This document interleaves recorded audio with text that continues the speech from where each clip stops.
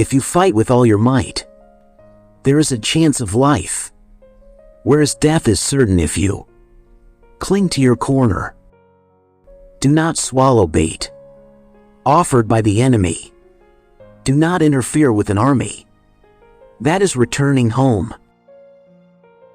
We cannot enter into alliances until we are acquainted with the designs of our neighbors. When the outlook is bright, bring it before their eyes, but tell them nothing when the situation is gloomy. The whole secret lies in confusing the enemy so that he cannot fathom our real intent. Energy may be likened to the bending of a crossbow, decision to the releasing of a trigger. Move not unless you see an advantage. Use not your troops unless there is something to be gained. Fight not unless the position is critical. Let your plans be dark and impenetrable as night, and when you move, fall like a thunderbolt. Great results can be achieved with small forces. Opportunities multiply as they are seized. Convince your enemy that he will gain very little by attacking you. This will diminish his enthusiasm. To know your enemy, you must become your enemy. Treat your men as you would your own beloved sons, and they will follow you into the deepest valley. When the enemy is relaxed, make them toil. When full, starve them. When settled, make them move. So in war, the way is to avoid what is strong and strike at what is weak.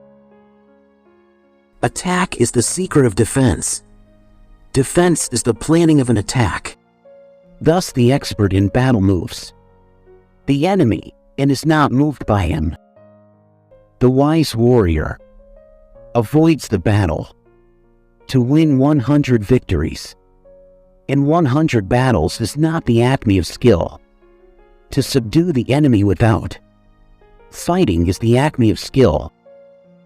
The greatest victory is that which requires no battle.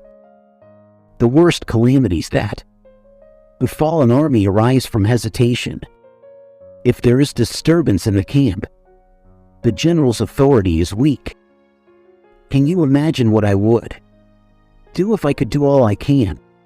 The peak efficiency of knowledge and strategy is to make conflict unnecessary.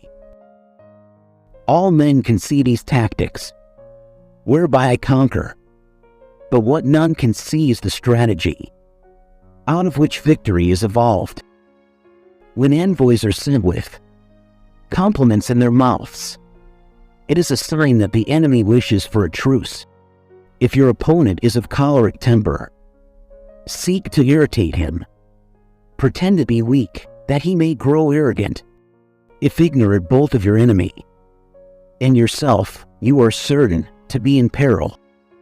The art of giving orders is not to try to rectify the minor blunders, and not to be swayed by petty doubts. Never trust a friend who is silent about your flaws.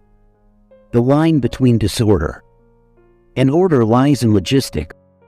Leadership is a matter of intelligence, trustworthiness, humaneness, courage, and sternness. If the enemy know not where he will be attacked, he must prepare in every quarter, and so be everywhere weak.